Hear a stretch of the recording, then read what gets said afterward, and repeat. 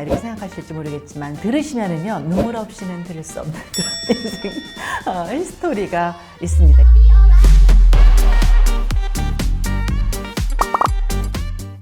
안녕하세요. 솔직담백의 아이콘 아나운서 윤영미입니다. 우리 메아리들 이제 꽃봄이에요. 봄 하면은 뭔가 마음이 두근두근거리고 희망이 생기고 그런 계절 아닌가요? 그래서 오늘 저 윤영미가 그동안은 많은 전문가들과 제가 인터뷰를 진행을 했었는데 오늘은 제가 저를 인터뷰하면서 여러분께 뭔가 좀 희망을 드릴 수 있는 그런 이야기를 좀 해볼까 합니다. 왜냐하면 아나운서 하면은 여러분께서는 부러운 거 투성이다 이렇게 생각하실지 모르겠지만 들으시면은요 눈물 없이는 들을 수 없는 그런 인생 스토리가 있습니다. 일단 저는 강원도 홍천 그 시골에서도 저는 5 그 남매 중에서 넷째로 태어났어요. 늘 저는 치이는 위치였었어요. 초등학교까지 다니다가 서울로 전학 왔는데 그때의 기억들은 굉장히 삶이 그렇게 편하지 않았고요. 공격적이고 이런 성격이었어요. 그래서 본능적으로 사랑받으려고 하는 게 있잖아요. 그래서 저는 공부를 열심히 했던 것 같아요. 근데 이제 제 삶의 어떤 터닝 포인트가 왔던 게 뭐냐면 저희 아버지가 주유소를 시골에서 빚을 내서 경영을 하시다가 몇 달 후에 갑자기 돌아가셨거든요. 그러니까 엄마가 그 주유소를 이어받아서 경영을 하셨는데 남성들의 험한 세상에서 돈을 벌기 위해서 너무너무나 저희 엄마가 고생을 많이 하셨던 것 같아요. 근데 엄마가 이제 저희 그 딸들한테 굉장히 인생의 어떤 지침이 되는 이야기를 많이 해주셨거든요. 앞으로 너희들이 여성으로서 대한민국에 살려면 굉장히 많은 그 걸림돌이 다가올 것이다. 근데 그 걸림돌 앞에서 그냥 너네가 좌절하고 포기하고 무릎 꿇으면 그게 걸림돌로 끝나고 마는데 그걸 딛고 일어나면 디딤돌로 바꿀 수 있다. 이런 이야기를 그 어린 초등학교 아이한테 저희 엄마가 많이 해주셨어요. 그래서 그게 제 인생의 커다란 모토가 된 것 같아요.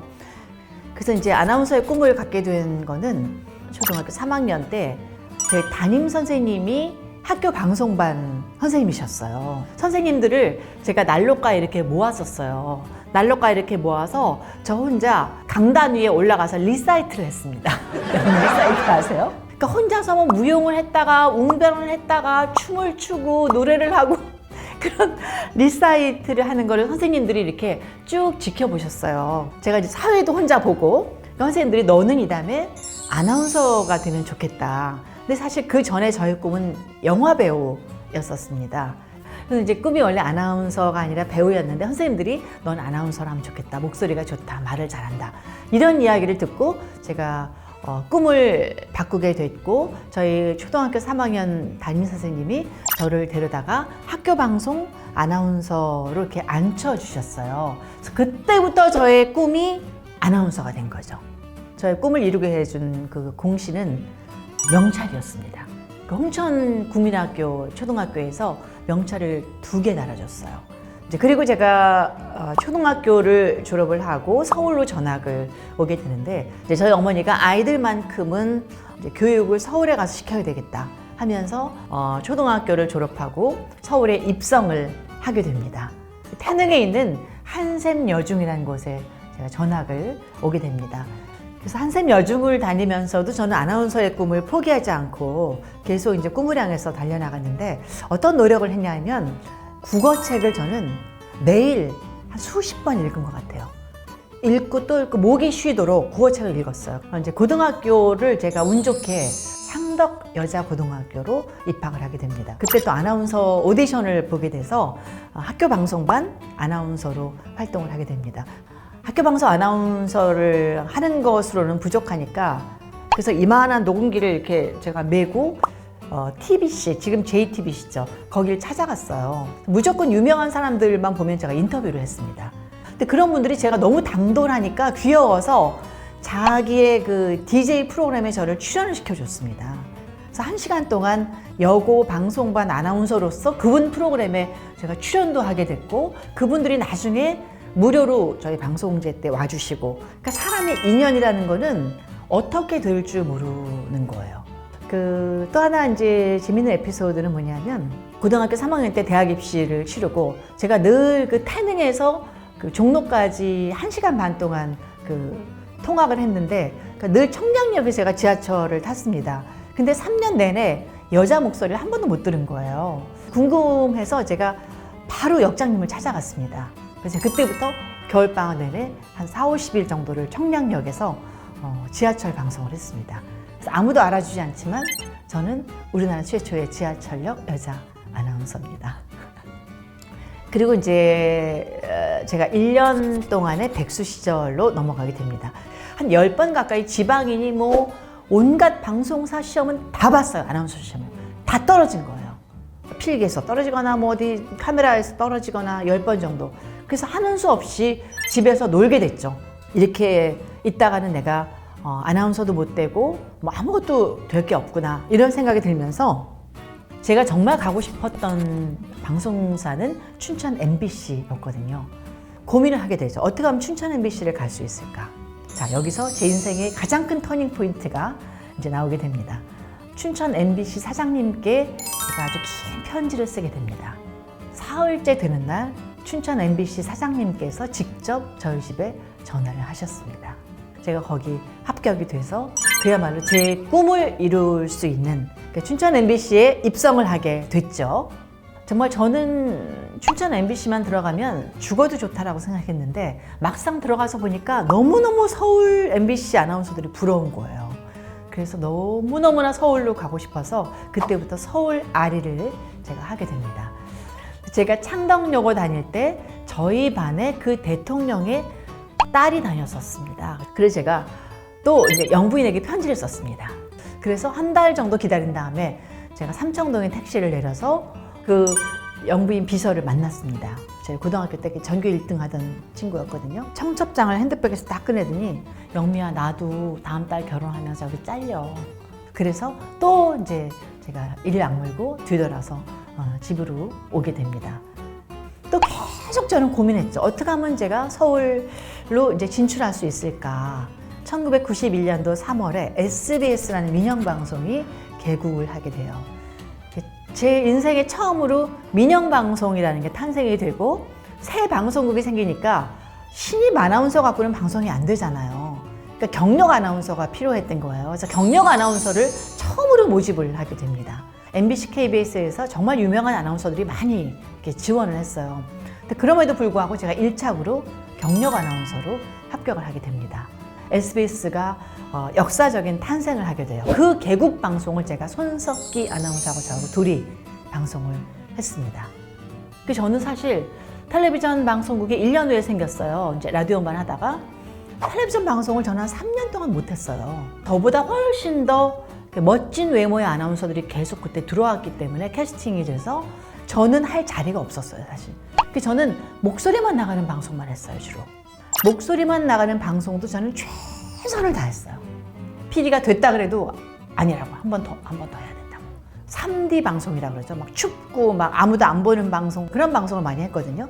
이제 그러다 보니까 윤영미는 되게 지독한 사람, 뭘 해도 안심할 수 있는 사람, 뭐 이런 이미지 메이킹이 형성이 되면서 그런 거를 주로 이렇게 계속적으로 하게 됐죠. 근데 그러면서도 저는 굉장히 불안했었어요. 나이는 33, 34 되는데 제 이름이 각인이 안 돼 있는 거예요. 뭔가 임팩트 있는 일을 해야 되겠다 하는 생각이 들어서 또 제 인생에 하나의 엄청난 터닝포인트가 찾아오게 되는데, 그래서 생각한 것이 스포츠캐스터였습니다. 왜냐면 얼굴이 필요 없잖아요, 스포츠캐스터는. 그래서 야구를 무조건 봤어요, 무조건. 어떻게 되는지도 모르는데 무조건 봤어요. 이제 그 이계진 팀장이 제가 야구 공부하는 걸 아시고 나서 저를 어느 날 1년 지난 다음에 부르시더라고요. 네가 지방의 야구장에 가서 야구하는 걸 녹음을 해갖고 오라고. 대전 야구장에 제가 내려가게 돼요. 그래서 외야에 혼자 앉아서 녹음을 하는데 진짜 죽을 썼습니다. 이게 안 되더라고요. 책상에서 하는 거하고 실제 야구장 가서 하는 거하고 너무 다른 거예요. 중계 테이프를 작성을 해서 제가 대전에서 기차를 타고 서울역에 오는 내내 제가 통곡을 하고 울었어요.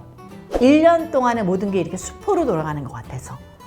어쨌든 결과적으로는 그 테이프를 이계진 아나운서한테 제가 갖다 드리고 이제 회사에서 그거를 이제 오디션을 보게 되고 그 제가 혼자서 중계를 했습니다. 너무나 긴장이 돼서 쓰러질 뻔했어요. 진짜. 근데 거기서 또 했어요. 네, 좋습니다. 탄석에서 은쪽으로 쭉쭉 날아가는 건 홈런이냐 아니냐?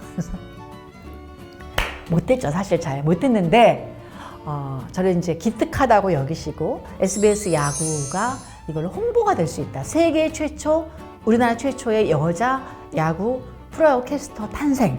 여자 야구 캐스터 최초로 탄생하다 해서 뭐 엄청나게 언론에 제가 회자가 되게 됐습니다. 6년 하고 나서 제가 이제 지방을 매일 출장을 다녀야 되고 뭐 하니까 이제 야구를 그만두게 됐고 또 도전한 게 골프 캐스터에 제가 도전을 또 하게 돼요. 그래서 최초의 야구 캐스터를 했으니까 최초의 골프 캐스터도 한번 해보자 이런 그 생각을 하게 됐죠. 이번에는 다른 여자 아나운서, 젊고 예쁜 여자 아나운서가 한 5명이 따라붙었어요. 오디션 했는데 제가 볼 땐 제가 제일 잘했거든요. 근데 결과적으로 제가 떨어졌어요. 그때 생각을 한 게 어떻게 너만 최초로 하느냐, 후배에게 양보하는 것도 좋은 일 아니냐 이런 생각이 들면서 그때 이제 포기를 하고 어떤 또 저한테 사건이 벌어지냐 하면 그때가 2002년도였거든요. 연예인 그룹과 아나운서 그룹이 이렇게 패러디하면서 흉내내서 이렇게 점수 매기는 이런 프로그램 특집을 하게 됐어요. 다른 아나운서들은 이렇게 테이블 나눠줬어요. 똑같이 연습하라고. 그래서 저는 그렇게 하면 성공하지 못할 것 같아서 신신혜 씨 집을 찾아가게 됩니다. 신신혜 씨 2층 거실에서 거의 일주일 동안 합숙 훈련을 하게 됐죠. 신신혜 씨가 너무 고마운 게 저한테 의상, 뭐 머리에 거는 목걸이부터 이런 걸 다 빌려줬어요. 반짝이 막 이런 거 해서. 그래서 제가 그 추석 특집 아나운서와 연예인들 대결 프로그램에서 대상을 받게 되죠. 사람들이 쓰러졌어요. 막 녹화할 때. 뭐 저런 아나운서가 다 있냐고 세상에. 그래서 제가 이제 굉장히 그 엽기 아나운서로 이제 소문이 나게 됐고 그 다음에 설이 됐는데 이번에는 PD가 오디션도 안 하고 저를 찾아왔어요. 이번에 뭐 할 거냐고 또. 그 프로그램 재미를 보니까 또 한다는 거예요. 그래서 이번에는 뭘 할까 고민하다가 이 박사네 집에 또 찾아가게 됩니다. 그래서 이번에 이 박사 백탄서까지 딱 두고 일주일 동안 또 이 박사랑 춤 연습을 하게 돼요. 그때 또 제가 완전히 화제를 몰고 오게 됐죠. 그래서 신신의 이 박사 흉내를 내게 되면서 어떤 최초의 아나테이너로 제가 자리매김하게 됩니다. 그때부터 제가 그만두기까지 거의 10년 동안 저는 예능 아나운서로 자리매김하게 됐습니다. 그러면서 거의 뭐 예능 프로그램으로 제가 활약을 하게 되면서 이제 50이 되면서 딱 회사를 그만두게 됩니다. 딱 25년 방송을 했을 거예요. 그때 나와서 제가 프리랜서의 세계로 발을 디디게 되는데 그만두길 잘한 것 같아요. 그 10년 동안 저는 SBS라는 곳에 과연 있었으면 지금 같은 어떤 그 영역이 확대가 됐을까? 뭐 이런 생각도 들고 돈도 훨씬 더 많이 벌었고요. 더 인지도도 높아졌고 활동 영역이 다양해졌고 해서 거기에 대해서는 후회가 없습니다. 자, 윤영미 시골 소녀 서울 상경기 여러분께 이야기를 드렸습니다. 어떻게 재밌게 들으셨는지 모르겠습니다. 묘정레아 유튜브 많이 사랑해 주셔서 감사드리고요. 다음 편 또 재밌는 거 제가 기획하고 있으니까 늘 주목해서 봐주시면 고맙겠습니다. 좋아요, 알림 설정, 댓글, 구독도 잊지 마시고요. 고맙습니다.